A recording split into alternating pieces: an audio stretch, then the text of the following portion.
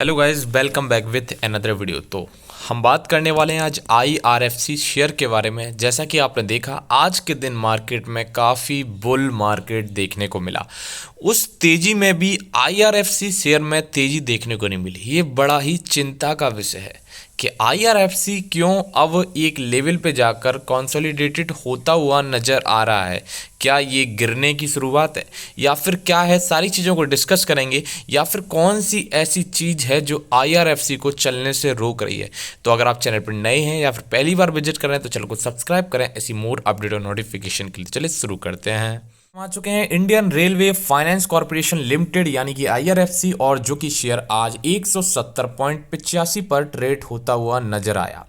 हम बात करें कि शेयर ने जो आज हाई लगाया वो था हाई हमारा 178 पॉइंट, ठीक है, यानी कि 178 रुपये का हाई था, मगर इसको सस्टेन नहीं कर पाया। अगर शेयर सस्टेन नहीं कर पाया तो इसका क्या मतलब? अगर आज समझा जाए कि आज के दिन IRFC में गिरावट की बात करें तो गिरावट यहाँ पर जो शो हो रही है, यहाँ पर अप्रॉक्स 1.5% यानी 1.78% की गिरावट देखने को मिल रही है।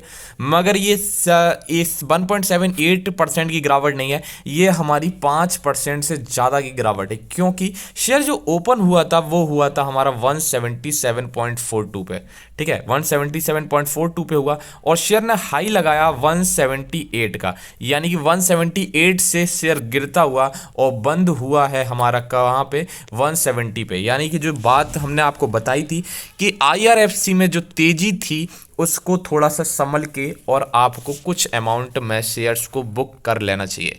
वो बुक करने की वजह भी बताई थी हमने क्यों, और हम आज फिर से इसी चीज़ को आप लोगों को बताएंगे कि देखो, अगर आपके पास IRFC हैं तो अभी भी मैं आपको बता रहा हूं कि देखो, मार्केट को बजट से पहले किस सिनेरियो में जाने वाला है उस चीज़ को आप जरूर समझ लीजिए।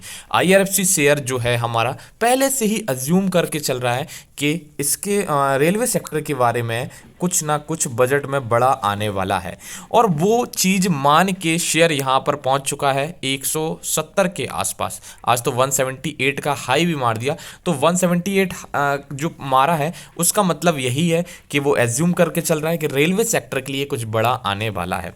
यानी कि जो तेज़ी होने वाली थी, ठीक है, मार्केट आफ्टर बजट, वो तेज़ी हम पहले से ही डाइजेस्ट करके चल रहे हैं। इस चीज़ को भी आपको ध्यान में रखना चाहिए कि जो तेज़ी होनी थी हम उसको पहले से ही डाइजेस्ट कर रहे हैं, और डाइजेस्ट करके ही हम इस लेवल पे पहुंचे हैं। तो हमें बहुत जल्द जो 52 वीक हाई आप देख रहे हैं, अगर कोई ऐसा अनुमान लगा के सोच रहा हो कि 192.90 जो है इसको क्रॉस करता हुआ नजर आएगा IRFC, तो एक चीज़ का ध्यान रखिए कि हम लोग पहले से ही अपनी तेज़ी को बहुत 170 भी एक IRFC के लिए बहुत अभी तेज़ी से बढ़ा है, और इसलिए इसके देखो आप, इरेडा हुआ, IRFC हुआ, जितनी भी PSUs कंपनी है उन सब में आज गिरावट देखने को मिली है। तो इसलिए हम ऑलरेडी तेज़ी को डाइजेस्ट कर चुके हैं और यहाँ पर हमें बजट से पहले प्रॉफिट बुकिंग नज़र आएगी, ठीक है। अगर बजट में बोला गया कुछ रेलवे सेक्टर के बारे में अच्छा, तो ये तब भी यहाँ पे प्रॉफिट बुकिंग नज़र आएगी, क्योंकि जिन इन्वेस्टरों ने एक निचले स्तर से लिए हैं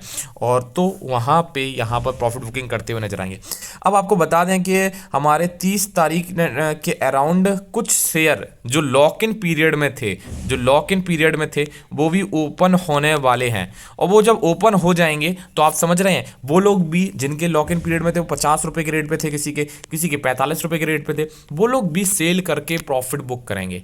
अगर वो भी प्रॉफिट बुक करते हुए नजर आएंगे तो यहाँ पर एक अच्छी खासी सेलिंग देखने को मिलेगी, और उस सेलिंग के चलते आप लोगों को दिक्कत हो सकती है जिन्होंने शेयर को 160 पे खरीदा है, जिन्होंने शेयर को 170 पे खरीदा है। इसलिए हम आपसे यही कह रहे हैं कि अपने प्रॉफिट को बुक करिए, एटलीस्ट आप 50-50 का रेशियो में तो बुक कर ही लीजिए, क्योंकि प्रॉफिट तभी प्रॉफिट होता है जब आप उसे बुक कर लेते हैं, जब वो आपके अकाउंट में आ जाता है उसको तब प्रॉफिट बोलते हैं। अगर सिर्फ शो हो रहा है ग्रीन, वो आपका प्रॉफिट नहीं है। प्रॉफिट मतलब होता है जब आपने प्रॉफिट बुक कर लिया उसके बाद ही हम उस प्रॉफिट को कहेंगे प्रॉफिट है, ठीक है। और भी टेक्निकल एनालिसिस को देखेंगे उससे पहले, अगर आपने IRFC शेयर ले रखे हैं या फिर आपका भी लॉक इन पीरियड ओपन हो रहा है तो आप कमेंट सेक्शन में जरूर बताएं। जैसा कि आप देख सकते हैं IRFC ने काफ़ी अच्छा, जिसको दिया उसको बहुत अच्छा दिया। आप 2 साल में अगर रिटर्न की बात करें तो 640% के रिटर्न यहाँ पे देखने को मिले हैं। अगर वही 1 साल की बात करें तो 400% के रिटर्न देखने को मिले हैं, और यहाँ पर अगर 6 मंथ की बात करें तो यहाँ पर 400% के रिटर्न देखने को मिले हैं। अब 6 मंथ वाले लोग जरूर प्रॉफिट बुक करेंगे, क्योंकि एक बार फिर से ये पीक हाई पर पहुंच चुका है, यानी कि अपने 52 वीक हाई के अप्रोक्स इक्वल है। अब आप इस चीज़ को वेट मत करिए। अगर आप शॉर्ट टर्म इन्वेस्टर हैं तो आपने 1 साल वेट किया है, 6 महीने वेट किया है और काफ़ी अच्छा रिटर्न दे रहा है, तो आपको कुछ परसेंट में प्रॉफिट बुक कर लेना चाहिए।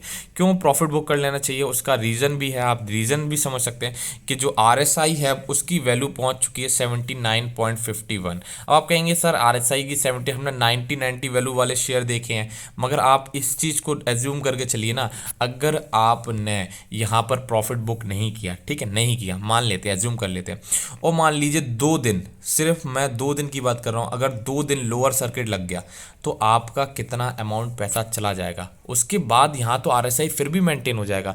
मान लीजिए आपको अगर और 5 से 10% की तेज़ी देखने को मिल जाती है, तो फिर उससे तो अच्छा है कि आप अपना प्रॉफिट बुक कर लें, कहीं आपको 20 से 25% का लॉस ना हो जाए। तो को बजट में जो चीज़ें आएंगी, मगर आपको बजट से पहले, मेरी यही राय है कि बजट से पहले आपको कुछ अमाउंट में बुक करना चाहिए। बाकी आप अपने फाइनेंशियल एडवाइज़र से भी एडवाइस ले सकते हैं, उनसे भी सकते हैं क्या करना चाहिए। देखिए अभी सारे जो हमारे इंडिकेटर हैं वो सारे ओवरबाउट रेंज में है, ओवरबाउट रेंज में है, ठीक है। RSI की वैल्यू 79.51 पहुंच चुकी है, CCI की वैल्यू 122 पहुंच चुकी है, देखिए ओवरबाउट रेंज में। तो सारे इंडिकेटर यही कह रहे हैं कि इस शेयर को अभी नहीं खरीदना चाहिए। और कुछ लोग ये भी सोच रहे हैं कि हमें IRFC को बजट में कुछ बोला जाएगा और हम खरीद लें। देखिए बाय करने की अभी बिल्कुल भी सलाह नहीं है, ठीक है, बिल्कुल भी सलाह नहीं है, आपको बाय बिल्कुल भी नहीं करना है, ठीक है। हमारी सलाह तो यही है कि यहाँ पर आपको सेल कर देना चाहिए, अप्रॉक्स 50% या 40%, जिस रेशियो में भी आपको सेल करना है कर लेना चाहिए। अगर कोई ज़्यादा ही लॉन्ग टर्म इन्वेस्टर है और उसको चाहिए कि नहीं हमें नहीं चाहिए, 5 साल तक पड़े रहने दो, तो वो होल्ड कर सकते हैं, ठीक है, वो होल्ड कर सकते हैं, उनके लिए तो कुछ नहीं है। देखिए फंडामेंटली अगर बात करो तो कंपनी जो है अब पहुंच चुकी है 2,23,654 करोड़ की कंपनी हो चुकी है, ठीक है। और ये एक ऐसी कंपनी है जिसका पी रेशियो भी बहुत हाई चल रहा है, आप देख सकते हैं 36.86 पे चल रहा है।